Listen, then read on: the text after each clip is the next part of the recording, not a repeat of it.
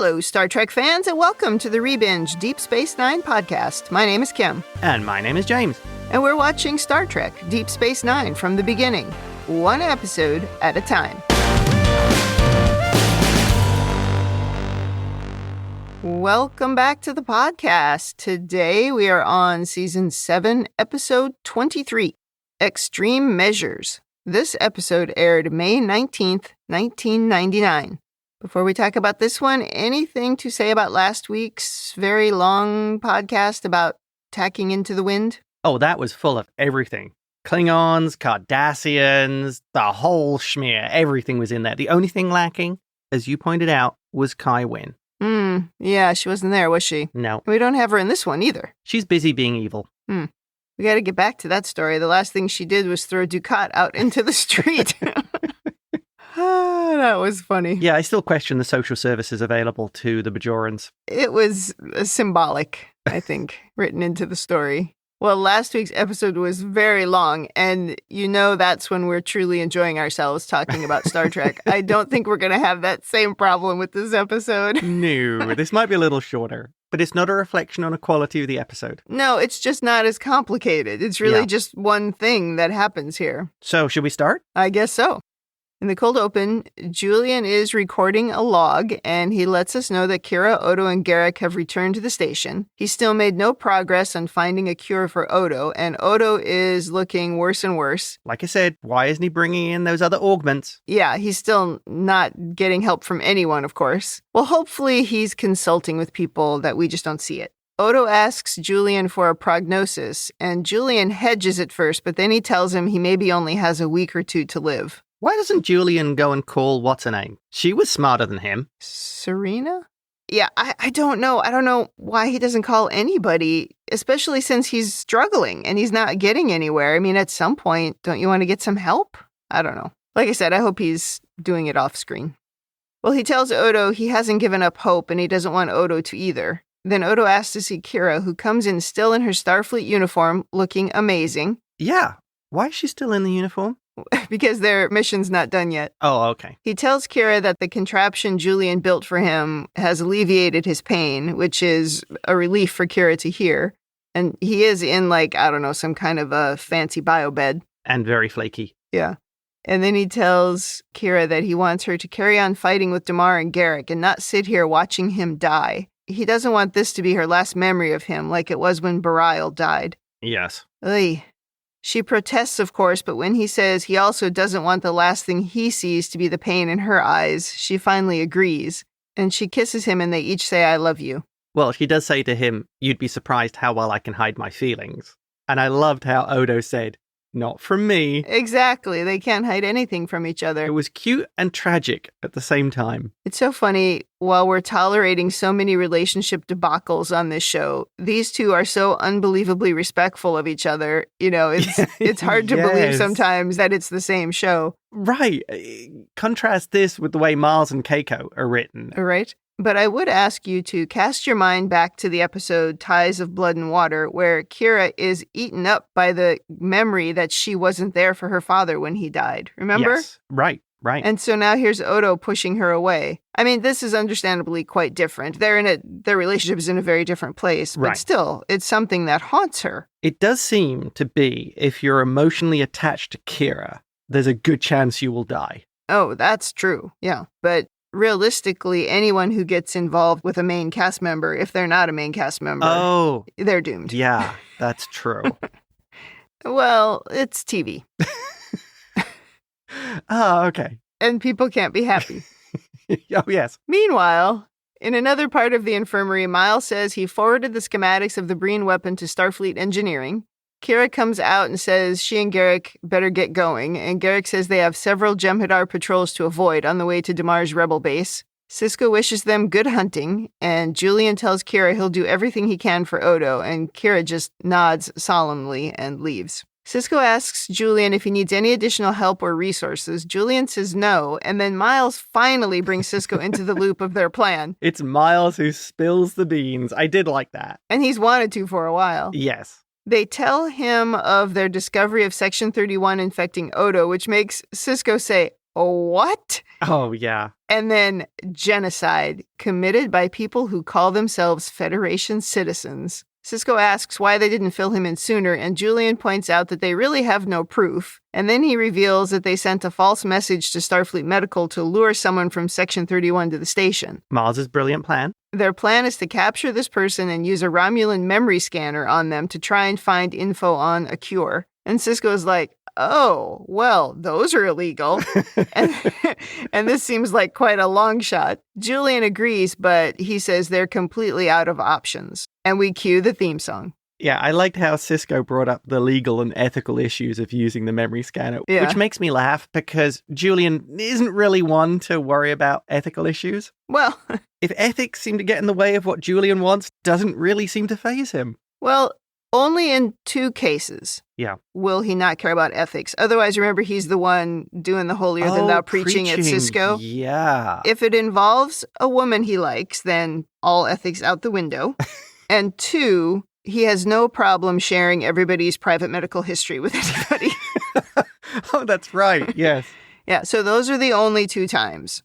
Before we leave the opening, I am surprised that they haven't shared any of this information with Sisko earlier. Yeah. I would have thought at least you would have told Sisko they think Section 31 might have created the disease. Yeah. Even without proof. I mean, Sisko knows that Section 31 is a problem. Yeah. I mean, we talked about that a little bit before, about why are they not telling him. And I thought there was going to be a real reason, like something that impacted the story, but really nothing happened that impacted the story. And then they just went and told him now. Right. I'm not 100% sure why they chose to do that. If you were speculating with Sisko about we think this is the case, like you said, they have no proof. Sisko's not going to report that up the chain of command to Starfleet going, oh, a couple of my guys think Section 31 created this.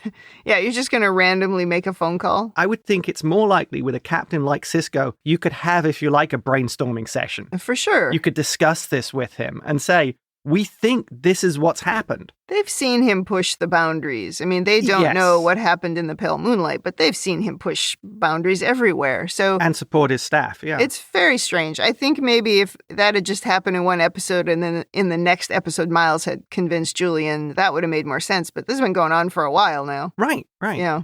No, it's a good point. I guess if Miles really is deferring to Julian on this and going, look, I'm trusting my friend. Well, yeah, and also Julian keeps insisting that he gave Miles an order, but... A legal order, you don't have to follow it.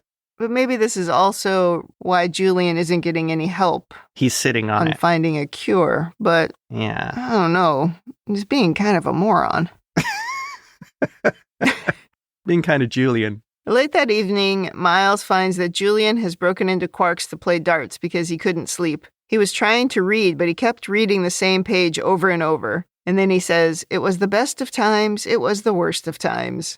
His mind was distracted thinking of how many people must have been involved in the conspiracy to infect Odo, and he concluded at least 73. He's furious as he throws darts at the board, saying, this thing that's slithered its way into the heart of the Federation has to be destroyed. Miles agrees, but he says, we have to prioritize helping Odo. Now, would he feel happier if maybe the Federation had subcontracted this? Use non-Federation citizens? Would that be better? Well, probably, yeah.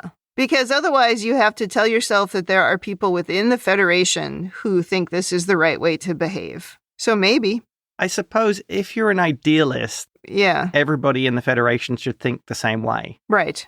If you're Gene Roddenberry, everything's perfect. I mean, but maybe some of these people aren't willing participants. In Section 31, like they managed to get Julian to work for them. Right. Mm-hmm. How many of these other people are either shanghaied into it, or maybe, as we see later, Sloan isn't beyond threatening families. Oh, yeah. Yeah, that's true. He might be blackmailing people like the mafia. Exactly. Well, they agree to try going to bed. Julian says, let's sleep lightly tonight. Section 31 may still fall into our trap. I think this is another example of Julian being a little preachy when he, in his own way, violates ethical standards. Yes. It's a little bit of a holier than thou. I'm pretty sure I've been saying this about Julian for some time. Hey, it's not like I've disagreed. Well, later that night, Julian wakes up to find Sloan in his usual chair watching him sleep. It's a hobby. Sloan likes it. And by the way, I was totally shocked to find that Julian wasn't in his jammies like he usually is when Sloan arrives. He was actually still in his uniform. Oh, dear. Well, anyway, Sloan says he has an assignment for Julian, and Julian says, what a coincidence, because I have an assignment for you. And then he presses a button, which creates a containment field around Sloan, and for a change, Sloan was taken by surprise. Yes. Julian calls Miles saying he's caught Sloan.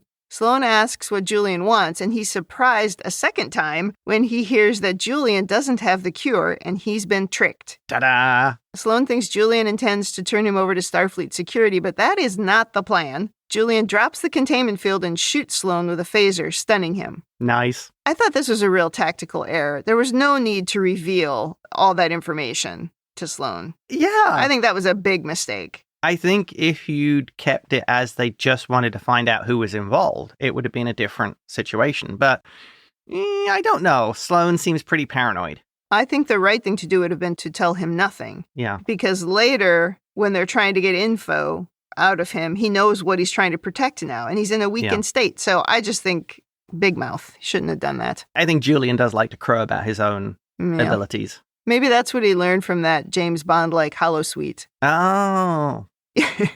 You reveal your whole thing right at the last second. Yeah.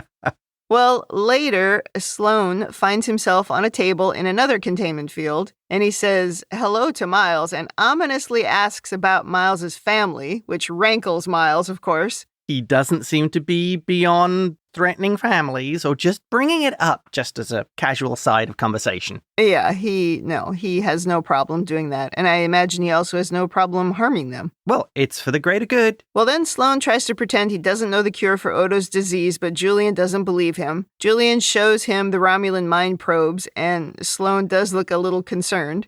He says Captain Sisko wouldn't approve of this, but Miles says, he already knows. Nice try. Sloan tries to reason with Julian, saying they can't let the cure fall into the hands of the founders, but Julian very coldly says that choice is no longer yours. I did like that. Sloan is surprised that Julian is this dangerous.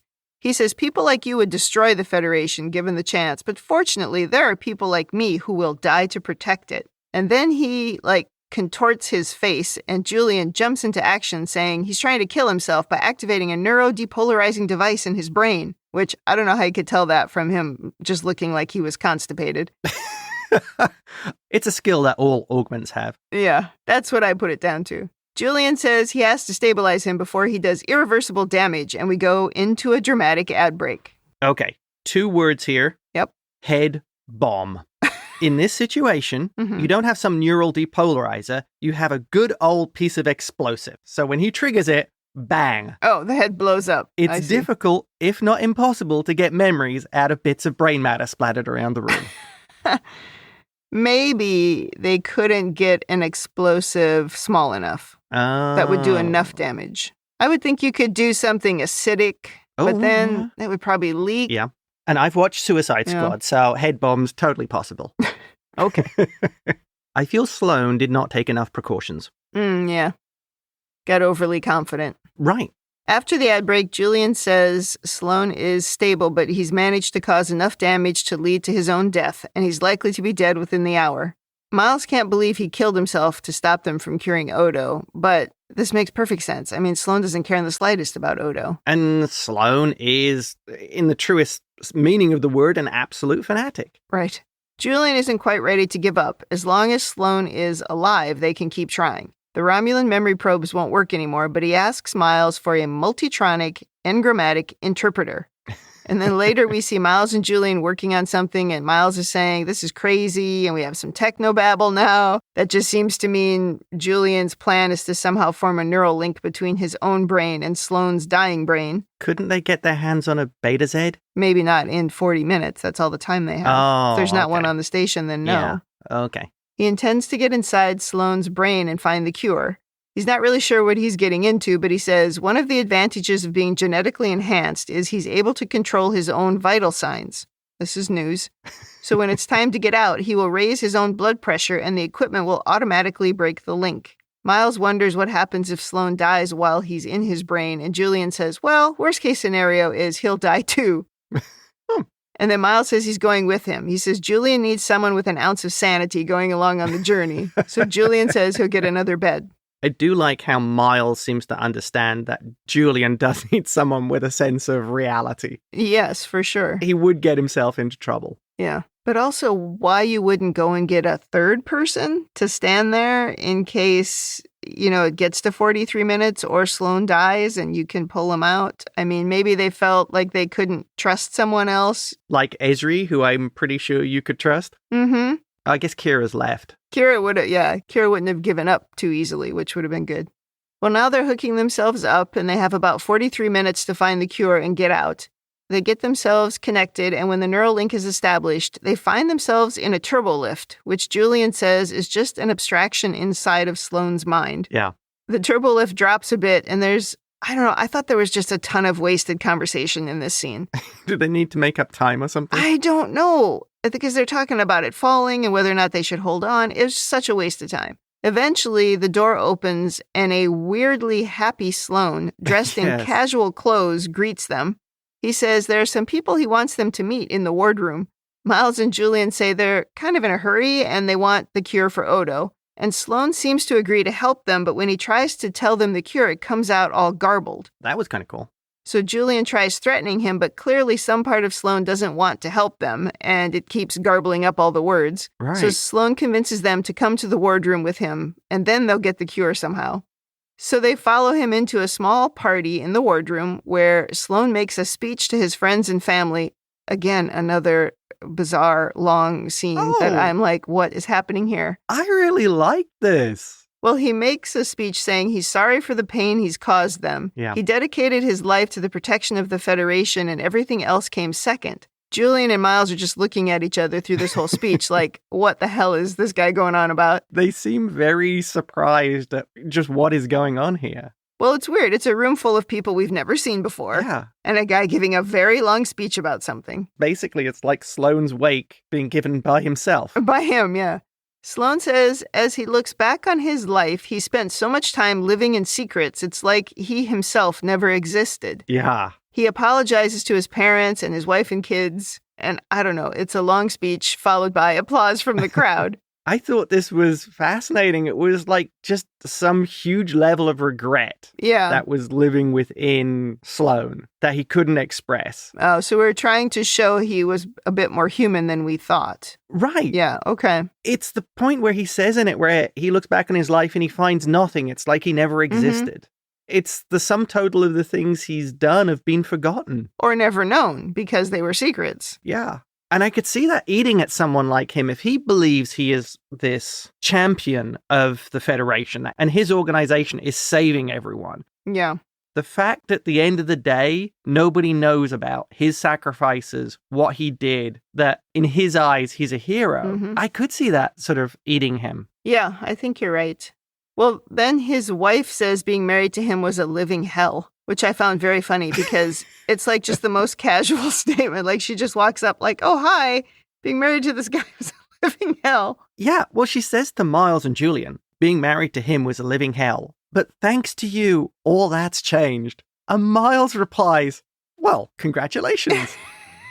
That was very funny. I laughed out loud at that. It was so wildly inappropriate. Yeah. But was so perfect for Miles with his sense of gallows humor. Right.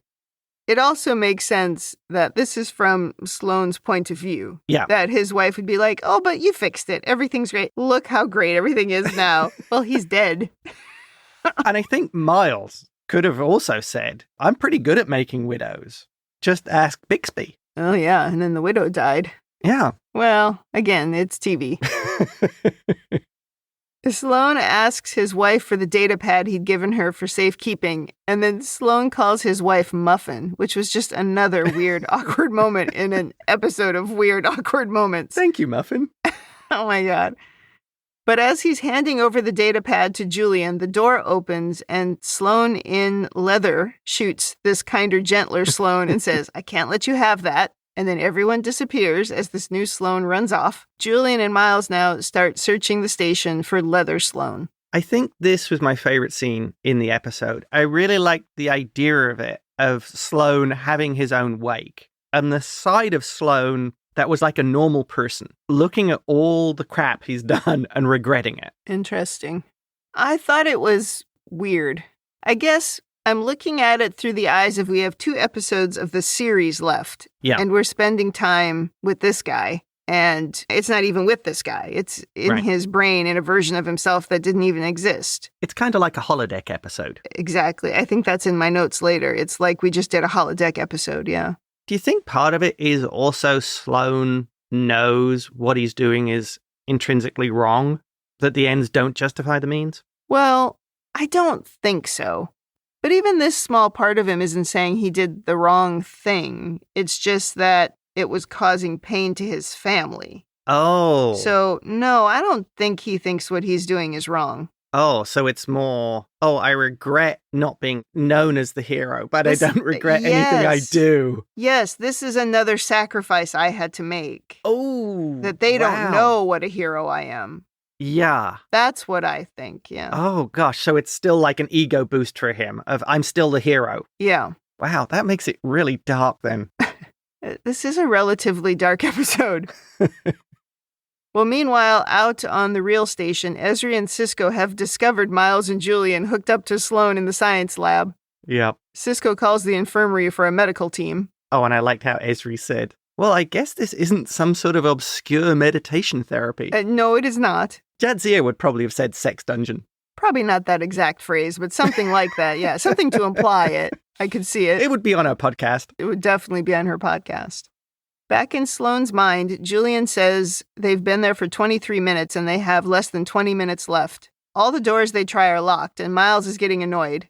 They eventually find another dude in leather who shoots Julian in the shoulder with a phaser. Miles gets into a tussle with the guy, and he also gets shot. The 2 of them now are sitting on the floor trying to figure out how they can get physically hurt while inside Sloan's brain. Miles wonders if maybe it's time to get out, but Julian said he tried to get them out and he couldn't. He says it's because he's too weak from being shot. Miles is quite annoyed. He's like, so we're just going to die in here. And then he says he probably should have left a note for Keiko. Oh my God. These 2 have the best relationship ever. Oh my God. He says she's going to be annoyed when she finds out what happened because she always says Miles likes Julian more than her. And then they have this strange conversation about liking each other more than their loved ones. Well, I did like it when Julian says, she'll understand you did it for me. And Miles replies, that's what'll upset her the most. Yes, that will be the thing that irritates her. This was the second time I laughed out loud in the episode. Julian says he loves Ezri, but he likes Miles more, which is so ridiculous as we've seen Ezri and Julian talk to each other like 3 times this entire season. Well, I think Julian actually is genuinely confusing obsession with love. Well, yeah, we know that. That was such a weird scene. Yeah. I don't really know what they were trying to say there, what they were trying to show. Yeah, I have some questions about that in my overanalysis. Oh, okay. We shall leave it till then. Then they see a bright light down the hallway, and Miles says it's the tunnel to the great beyond. Miles says we can't just sit here waiting to die, and he drags Julian to his feet, saying we have to do our duty right up until the end. And they open one last door, just as Julian appears to wake up back in the real world. Sisko asks if they found the cure, and Julian says no. He says, I'll have to go back in. And he tries some medical stuff to keep Sloan alive, but the nurse and Worf say he's dead. Julian can't believe the plan failed. Well, after the ad break, Julian breaks the news to Odo, who says he wants to be alone. And Julian heads to his bed where he picks up the book he was reading, only to notice something strange. He takes the book to Miles and says the first line of the book is repeated in the middle of the book because they're still stuck in Sloan's brain, and Sloan is trying to trick them. Yes. So they rush off to find Sloan again as the station now starts to shake. Eventually, they find Sloan in a messy office of papers and data pads. Oh, he's looking pretty rough. Yeah, and he's looking like he's not doing well. He's very sweaty. They start going through stacks of pads, and Sloan distracts Julian with other info about Section 31. Miles eventually finds the cure and tries to get Julian to get them out, but Julian really is distracted by all the Section 31 intel he's finding. He's like, we could destroy Section 31. Miles tells him Sloan is trying to make us die with him so we won't save Odo. It's a brilliant plan on Sloan's part. It is. Trap them in there, and they'll die with him. Yep. And the cure will die with all of them. Right. Eventually, Julian is persuaded and he puts his hands to his temples, like Professor X, and they wake up back in the real world. And Julian looks up at Esri and says she's beautiful, which was so weird. Oh, I thought that was a great trick to try and trap Julian with all the information, knowing that Julian wants to know secrets. It's kind of his Achilles heel. Julian so wants to know things because he has that whole spy thing still going on. And that's why he needed Miles there. Oh, yeah, it was a good trap for sure. Miles is totally the sense of reason again. Yeah, yes, thank goodness. Well, and he really knows Julian wants to destroy Section 31. That's true. So he's got two ways of getting at Julian. No, it's smart. Well, Julian sits up and asks about Sloan. Cisco says he died about 2 minutes ago. Then Miles wakes up and says he won't be doing that again. That was really funny.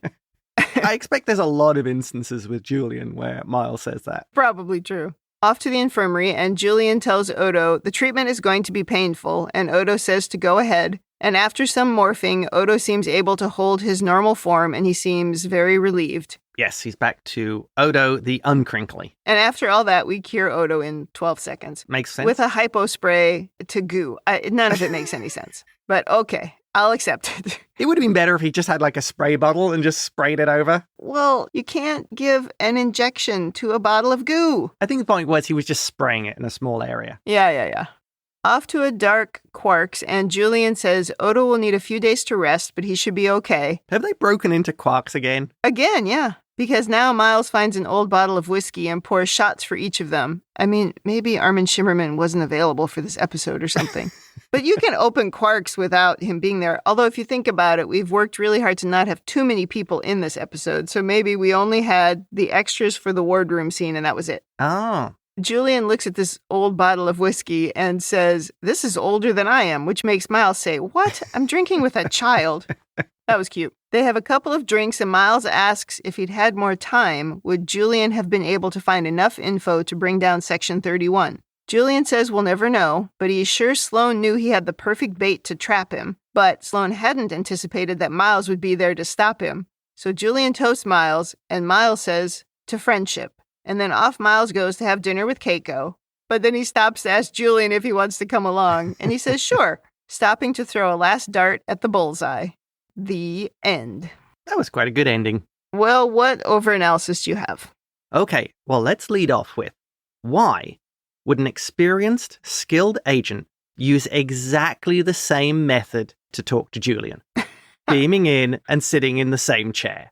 As Garrick said all the way back in Season 3, Improbable Cause, you should never tell the same lie twice. Right, yeah. So why would he repeat this? I don't think there's any way he really would. Right. Not even twice, let alone 3 times or however many times he's done it. But it's sort of something they do on this show a lot, which is they come full circle and wrap something up. Oh. Or we go sort of back to the beginning of something. So that's a thing that we started with. It was sort of an annoyance, and it was also just, this is the way this character appears. So we're going to do that again, right. But then we're going to use it against him. We're going to come full circle. Yeah. It's not that it makes sense. It's a storytelling point. It's a storytelling method, yeah. Or a trick, maybe. Yeah, it's far too sloppy for a professional like him. I totally agree. It's more likely that he would appear as a hologram. Yeah. That's more likely. Well, leading on from that, when he first appeared, he removed Julian from the station. Totally. Without anybody knowing. Yes. So what was stopping him this time from doing that? Yep. I can only assume, maybe because of the war, he doesn't have access to all the resources he had, or their resources are stretched thin. That could be because it seemed like he was there by himself, because nobody seemed to notice when Sloan went missing, when they kidnapped him. Right, there was no backup, so he was doing it on his own. Interesting. Yeah. So I think that's a good guess that they're stretched thin. Yeah. We play that card a lot where the sort of bad guy gets overly confident. It is a trope, yeah. Next thing, and we kind of talked about this, head bomb, explosive head bomb. It's the only way to be sure. Yeah, that was a weak plan. If you didn't have to, screw up your face, if he could have just done it without doing that, Julian never would have known, and he just would have died. Right. Not genius. Ideally, you want a more drastic way. Yeah. You want to be able to, when it goes off, take out everybody else around you. Yeah, exactly. A true weapon. Yeah, no half measures. Yeah. Next thing. So here's my big question. about Sloan. Mm-hmm. Was any of that wake real? Did he really have a family, a wife, children? Or was it a distraction? Yeah. Is this a subconscious desire of Sloan to have these things that he never could have? The part of him that was still a decent person, these were the things that he wanted. Because in reality, I would see it almost like Garrick and Tane. You couldn't have these commitments because they would be a weakness. I honestly didn't consider that, but I think now, looking back on it, that was all fake to distract Julian. Interesting. I mean, it's possible that buried deep in his mind, it was something he really wanted, but it would almost explain the sort of weird thing with his wife. Muffin. Like, this is just the story he had told himself. This is what it would be like, and I would call her Muffin, and, you know. Right. That's interesting, yeah. Yeah, maybe it was all made up in his weird little mind. I really did enjoy that scene. I thought that worked pretty well. Next thing, the very detailed memories of Miles and Julian that they didn't even know they were still in Sloan's head. And Julian says he's drawing on their memories. I believe this is proof Sloan is genetically engineered. He is an augment like Julian because he can make this simulation, this scenario that they think is real. Agreed. I think I agreed with you last time you brought it up. I still agree. To me, this is, I think... It's evidence, yeah. Yeah. Agreed. And possibly the final thing, which I think maybe you answered. I would think you would want a Beta Z in on this. Because, granted, it's future canon. We saw Deanna get inside somebody's mind, and she's not even a full Beta Z. Right.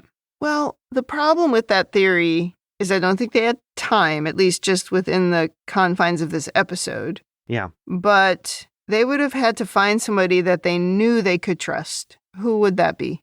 Oh, maybe there's an ethical issue, a Beta Z doing this as well. Oh, maybe. You mentioned earlier that you thought they missed an opportunity to bring Luoxana to this episode. Oh, I'll give you the whole speech if you want. Is it in your list of things? It isn't, but okay. I think they missed a huge opportunity here to bring Luoxana in to actually do the mind probe. She's a full skilled Beta Z who can read minds and always used to pick on Jean-Luc about what he was thinking. You could have brought her in because she would do anything to save Odo. He was her friend. He was somebody that she was attracted to. I don't think there would be any question of she would help, even if there was an ethical issue of getting inside Sloan's mind. Yeah. I think it's a missed opportunity of using Luoxana to enhance the story. Yeah, I think, though, from a story point of view, they would not have thought they could trust her because, you know, she wasn't able really to keep things quiet. And it's not like she was in Starfleet, but they could have used Deanna. That's true. She would have been good. But I don't know at this point what's going on with, I don't know where Deanna Troi is at this point in the storyline. They were making movies, so she was probably expensive. That's true. But I mean, was the character at this point still on the Enterprise? They were in the movie run, so she'd be on the Enterprise. Oh, okay. I don't know why they couldn't bring in Deanna then. The point I'm making is Luoxana would make it all about her, and she'd bring a lot of flamboyance, and she might not be able to keep it secret because they're trying to still keep it quiet, right? They don't want everybody to know what's going on. Oh. And she would need herself to be the center of attention. It would be very different. Luoxana would want to be the hero. Yeah. If you could use somebody like Deanna, who's in Starfleet, you would be able to trust her, and Miles knows her. That's a good point. Yeah, so you'd think that if they were going to use a Betazoid, they could have at least done someone in Starfleet like Deanna. Okay, you've made me think of something there. Yeah. That they'd want to keep this secret. Is any of this going to be reported? What's Sisko going to do? It could have bad implications on everybody there if Sisko says, oh yeah, I let 2 of my people basically interrogate a member of Section 31. Enhanced interrogation. Well, that's my first overanalysis point. Okay, well, let's go into Kim. If we even just start with do no harm. That's not on Julian's thing. He has that crossed off. Apparently so. I mean... Do less harm. Try not to. Unless you don't like the guy. Yeah. Sloan is dead, and, I mean, they don't care. I think the radical shift for Julian to just be okay with Sloan's death as if it's absolutely nothing does not align with his character. It's necessary. This is the guy who tried to help the Jem'Hadar, remember? That's true. Also, I'm sure he took the do no harm oath I mean, maybe they don't do that anymore in the future, but I would think so. In fact, I think he may have said that at some point. I'm not saying it was the wrong thing to do. I'm saying it's wrong that nobody appears to have any remorse that they caused this guy's death, albeit indirectly, or any concern that someone else in Section 31 is going to show up looking for him. You know, that is kind of funny when you put it like that. They are pretty much behaving like Section 31. Yes. They have the moral high ground. Yes. We are justified in what we're doing, and we're going to do it. Maybe that's actually a subtext of this episode of when they're pushed, they do exactly the same thing as Section 31. Yes. Huh. Exactly. And we don't even sort of hint at that or, try to highlight it. But yeah, it's like you guys just did exactly what you say Sloan is terrible for doing. You just did it. But for them, it was for a good reason. Yeah. I see your point. That's a really good one. Well, we know Cisco would do that, so. Well, the last thing I wrote here is that Cisco can live with it. Hey, I can live with it. I can live with it. I can live with it. Oh, probably one of the greatest episodes. All right, my next point is Miles. You seriously didn't leave a note for your wife. This is... Oh, I love that. This is what we mean when we say relationships are dumpster fires on this show. It's like, come on. Oi. Oh, I would at least text you. Kim, going into somebody's mind, may die. Don't wait up. Might not come back. Love you. Oh my gosh. Pookie has been fed. Yeah, that one. One of us would have to say that. All right. And then about this like/love conversation between Miles and Julian. Yes. Do you think somebody felt it necessary to dissuade the jokes about them being in love with each other? Is that where this scene comes from? I have no idea. I thought it was a really sort of strange scene. It was a little weird. Yeah. I mean, we know Miles and Julian are friends, and Julian is oddly obsessive about his love interests. Yes. I don't really get the point of it. Because we already know that you can have friends that you're really close with that you don't love romantically, right? That's normal in the world. And they can be of all kinds of genders. Yes. So it's not like we need a lesson. Maybe somebody felt we did in the 90s. Well, this is 99, so we're almost in the 2000s. Yeah. But it's not like we need that lesson. And I also don't need somebody to tell me, like, because Julian says, I love Esri passionately, but I like you more. It's like, even that, I don't think that's necessary to say that, look, here's how friendships work. And, here's how romantic relationships work. First of all, it's the whole thing with Esri, of course, I just think is stupid. So that doesn't help. But it was such a weird scene. We didn't have the social media in 1999 that we have now, where, people would go online and post all of this about Julian and Miles being in love. But there certainly were chat boards, like, about different shows. But even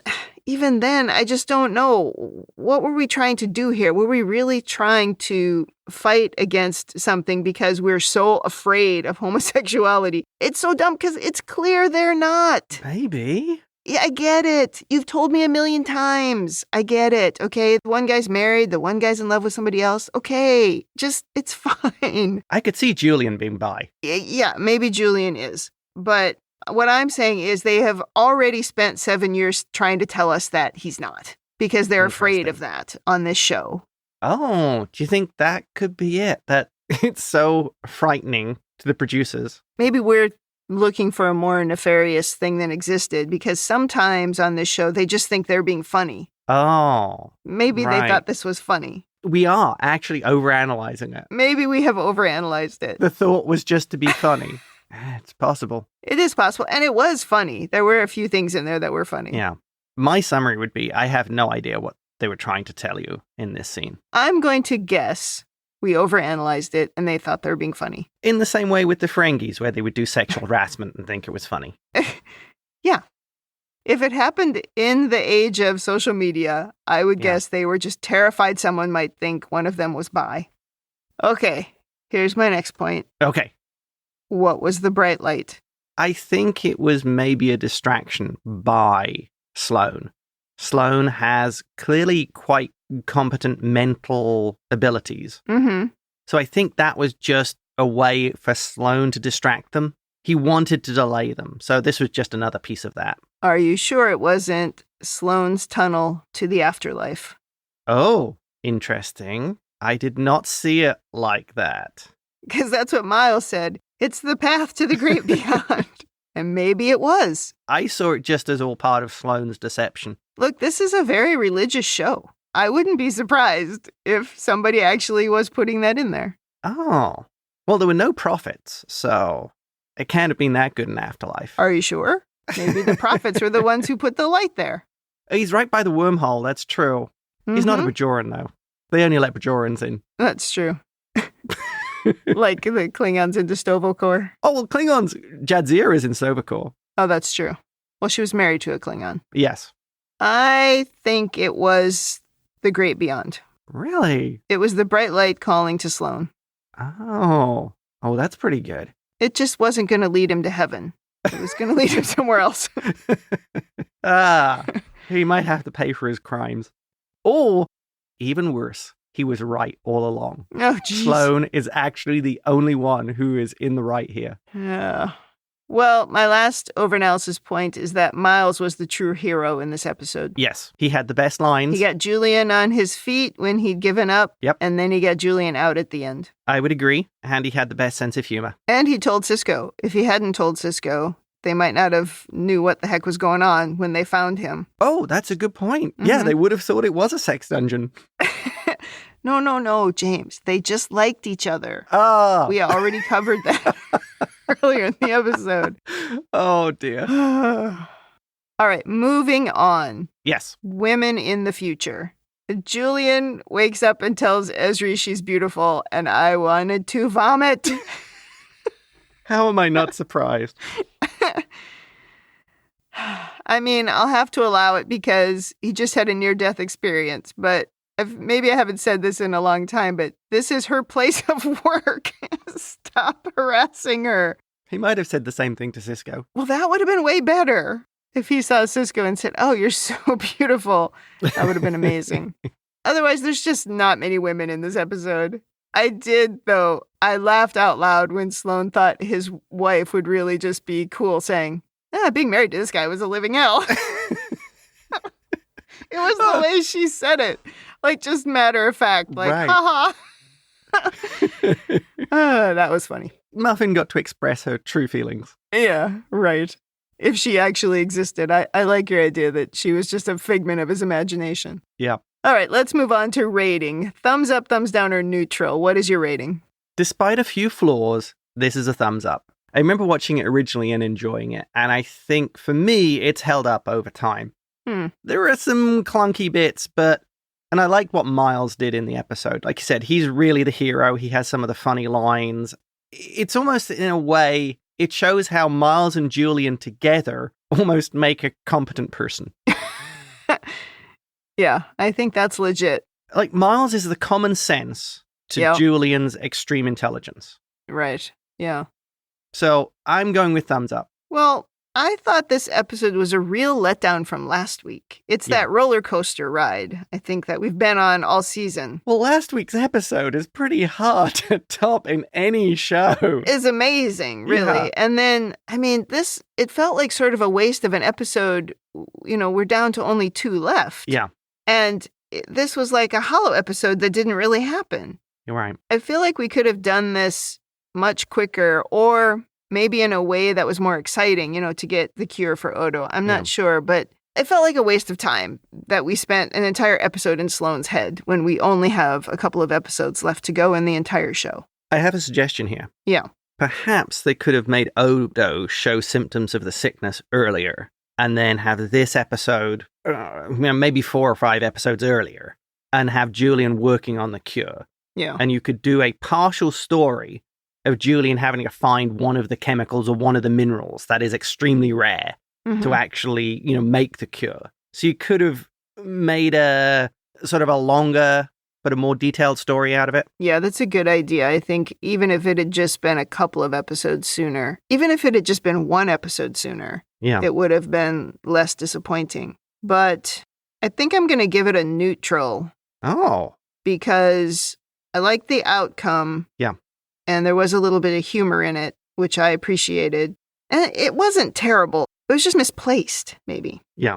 Do you think it should have been a partial story? Yeah, I would have taken it as a partial story, not an entire episode. Yeah. They should have done something else in this episode. Oh. We've got so many things still hanging in the balance. Yeah. Like, we didn't see Kai Wynn. We don't know what's going on there. We could have been working on that. We only saw Kira for a few minutes. We don't know what's going on there with her and Damar. Oh. We don't know what's going on in the war. We had the whole thing where Martog is now the chancellor of the Klingon Empire, and we don't know what's going on there. That's a good point. You could have done this as a story with a Kai Wynn B story. I would really like to know how Sisko feels about Worf killing the Chancellor of the Klingon Empire on the station. As a Starfleet officer. As a Starfleet. No, he took off his communicator badge. Oh, that's right, yeah.